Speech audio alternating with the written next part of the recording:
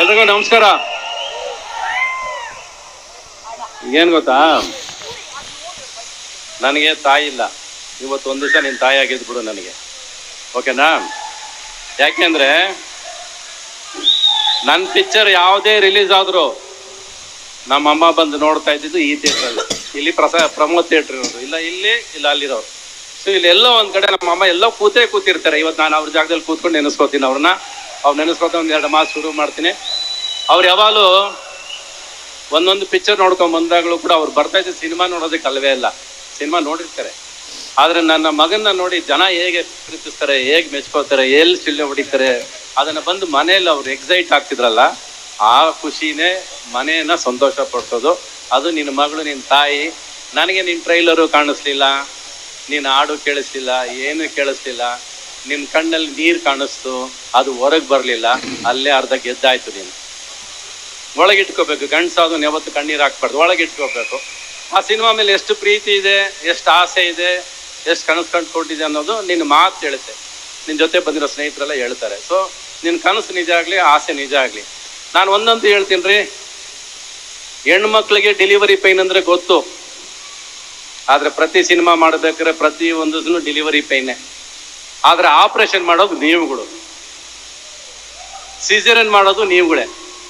First ಏನಾದ್ರು ಒಂದು operation ಮಾಡ್ರಿ. ಆಪ್ರೇಷನ್ ಮಾಡಿದ್ರೆ ಎಲ್ಲ ಪಿಕ್ಚರ್ ಅಲ್ಲಲ್ಲೇ ಸತ್ತೋಗುತ್ತಲ್ಲ. ಬದುಕ್ಸ್ರಿ ಫಸ್ಟ್, ಅಲ್ವಾ? ಬದುಕ್ಸ್ರಿ ಫಸ್ಟ್. You should allow.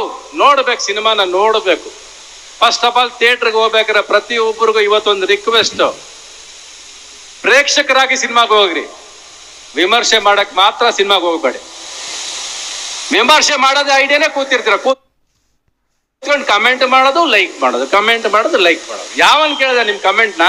ಅದ್ರಲ್ಲಿ ₹1 ದುಡ್ಡು ಬರಲ್ಲ. ಅದ್ರಲ್ಲಿ ಫಸ್ಟ್ ಆ ಲೈಕ್ಗೆ ಸಾಯೋದನ್ನ ಬಿಡ್ರಿ. ಸಿನಿಮಾದವ್ರು ಅವ್ರನ್ನ ನೀವು ಸಿನಿಮಾ ಥಿಯೇಟ್ರಲ್ಲಿ ಸಿನಿಮಾ ನೋಡ್ತಿರ್ತಾರೆ, ಅವ್ರಿಗೆ ತಗೊಂಡ ಕ್ಯಾಮ್ರಾ ಇಟ್ಕೊಂಡು ಕೂತಿರ್ತೀರಾ. ಅವ್ರು ಸಿನಿಮಾ ನೋಡಿದ್ಬಿಟ್ಟು ನಗ್ತಾ ಕೂತಿರ್ತಾರೆ, ನಗು ಬರ್ದವ್ರು ನಗ್ತಾ ಕೂತಿರ್ತಾರೆ ಥಿಯೇಟ್ರಲ್ಲಿ. ಏನಕ್ಕೆ ಬಿಡ್ತೀರ ಅವ್ರನ್ನ?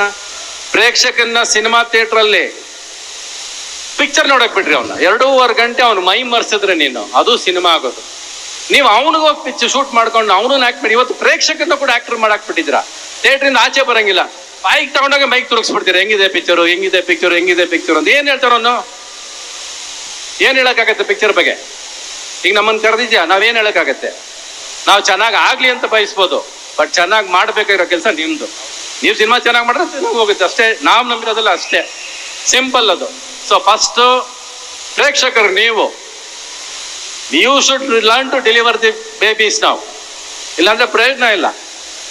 ಥಿಯೇಟ್ರಿಗೆ ಹೋಗ್ತಿರೋ ಬಿಡ್ತಿರೋ ಅಲ್ಲ. ನೀವು ಸಿನಿಮಾ ಒಬ್ಬ ಪ್ರೀತಿಯಿಂದ ಮಾಡಬೇಕಾರೆ ಹೋಗ್ರಿ ಫಸ್ಟ್ ಥಿಯೇಟ್ರ್ ಒಳಗೆ. ಒಬ್ಬನಿಗೋಸ್ಕರ ಒಂದು ₹100 ಟಿಕೆಟ್ ಕೊಟ್ಟು ಸಿನಿಮಾ ನೋಡೋದಿಲ್ವಾ? ಆಯ್ತು, ₹100 ಕಳೀರಿ, ಚೆನ್ನಾಗಿಲ್ಲ ಅಂದ್ರೂ ಪರವಾಗಿಲ್ಲ. ಆಸೆ ಪಟ್ಟು ಸಿನಿಮಾ ಮಾಡೋರಿಗೆ, ಕನಸು ಕಟ್ಟು ಸಿನಿಮಾ ಮಾಡೋಕೆ ಒಂದು ₹100 ಕೊಡಕ್ಕಾಗಲ್ವೇನ್ರಿ? ಯಾರ ಕೈಲಿ ಒಬ್ಬೊಬ್ಬರು ಪ್ರೇಕ್ಷಕರು ಕೊಡಕ್ಕಾಗಲ್ವೇನ್ರಿ? ಕೊಡ್ರಿ. ಒಂದಷ್ಟು ಸಿನಿಮಾನ ಗೆಲ್ಸ್ರಿ, ಏನು ಹೋಗಲ್ಲ, ಗಂಟೇನು ಹೋಗೋದಿಲ್ಲ. ಮೊಬೈಲ್ ಯಾವತ್ತು ಬಿಡ್ತಿರೋ, ಕಮೆಂಟ್ ಹಾಕೋದು, ಲೈಕ್ ಹಾಕೋದು ಬಿಡ್ತಿರೋ, ಅದು ಚೆನ್ನಾಗಿರುತ್ತೆ. ಫಸ್ಟ್ ಅಷ್ಟೇ. ಥಿಯೇಟ್ರ್ ಒಳಗೆ ಮಾತ್ರ ಮೊಬೈಲ್ ಹೋದ್ರೆ ಹೋಯ್ತು. ಬಿಕಾಸ್ ನೀವು ಸಿನಿಮಾ ನೋಡೋರು ಫಸ್ಟ್ ಒಂದು ರೀಲ್ ಸಿನಿಮಾ ಆಗಿರಲ್ಲ, ಲೈಕ್ ಸ್ಟಾರ್ಟ್ ಆಗ್ಬಿಡ್ತು, ಕಮೆಂಟ್. ಒಂದು ರೀಲಲ್ಲಿ ಏನ್ ಗೊತ್ತಾಗುತ್ತೆ ಸಿನಿಮಾ ಚೆನ್ನಾಗಿದೆ ಚೆನ್ನಾಗಿಲ್ಲ ಅಂತ? ಕಮೆಂಟ್ ಮಾಡೋದು ಮುಖ್ಯನಾ? ಪ್ರತಿ ಒಂದ್ರಲ್ಲೂ ಕೊಂಕು ಕಂಡಿಡಿಯೋದೇ ಮುಖ್ಯನಾ ಎಲ್ಲರಿಗೂ? ಕೊನೆಯವರೆಗೂ ಸಿನಿಮಾ ನೋಡ್ರಿ, ಪ್ರೀತಿಯಿಂದ ಒಂದು ಸಿನಿಮಾ ನೋಡ್ರಿ. ಆಮೇಲೆ ಚೆನ್ನಾಗಿಲ್ಲ ಚೆನ್ನಾಗಿದೆ ಅನ್ನೋದು ನಮ್ಮ ಥಿಯೇಟ್ರ್ ಕಲೆಕ್ಷನ್ ತಾನಾಗಿ ಹೇಳುತ್ತೆ. ಅದು ಫಸ್ಟ್.